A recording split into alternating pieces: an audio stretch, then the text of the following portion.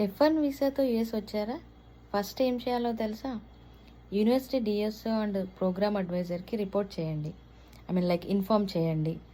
And university groups and WhatsApp గ్రూప్లో connect అవ్వడానికి try చేయండి. దాంతో ఇండియన్ స్టూడెంట్స్ లేదా క్లాస్మేట్స్ కనెక్ట్ అవ్వడానికి ఛాన్స్ ఉంటుంది కాబట్టి.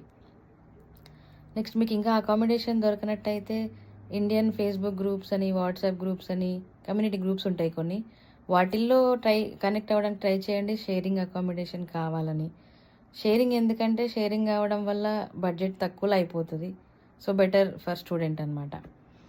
నెక్స్ట్ మీరు ఓరియంటేషన్ డేట్ చెక్ చేసుకొని పక్కాగా ఆఫ్లైన్ అటెండ్ అవ్వడానికి ట్రై చేయండి.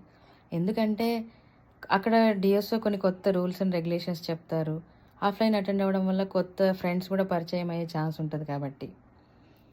ఇంకా మీరు సబ్జెక్ట్స్ రిజిస్ట్రేషన్ చేసుకున్నట్టయితే ఖచ్చితంగా సెమిస్టర్కి 3 సబ్జెక్ట్స్ అయితే చేసుకోవాలి. అందులో 2 ఆఫ్లైన్ ఉండాలి, 1 ఆన్లైన్ ఉండాలి పక్కగా. అండ్ నెక్స్ట్ ఏంటంటే యూనివర్సిటీ పోర్టల్లో మీ లేటెస్ట్ అప్డేటెడ్ రెజ్యూమేని లైక్ కొత్తగా పార్ట్ టైమ్స్ కోసమని, లేకపోతే జిఏ గ్రాడ్యుయేట్ అసిస్టెంట్ అని చెప్పి జాబ్స్ కోసం అప్లై చేసుకోండి. థ్యాంక్స్ ఫర్ ఫైనల్లీ ఏంటంటే యూనివర్సిటీ జాబ్ పోర్టల్లో లేదా మీ రెస్పెక్టివ్ ప్రోగ్రామ్ డిపార్ట్మెంట్స్లలో మీ లేటెస్ట్ అప్డేటెడ్ రెజ్యూమేని సబ్మిట్ చేయండి.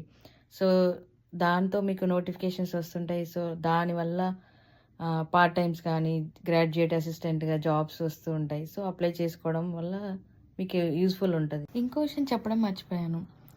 కొన్ని యూనివర్సిటీలో ఎలా అంటే ఫ్రీ ల్యాప్టాప్స్ కూడా ప్రొవైడ్ చేస్తారు.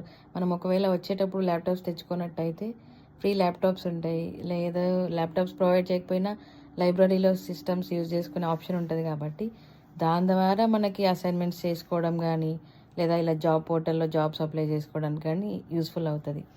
Thanks for watching. See you again. Bye. Share and subscribe for more videos.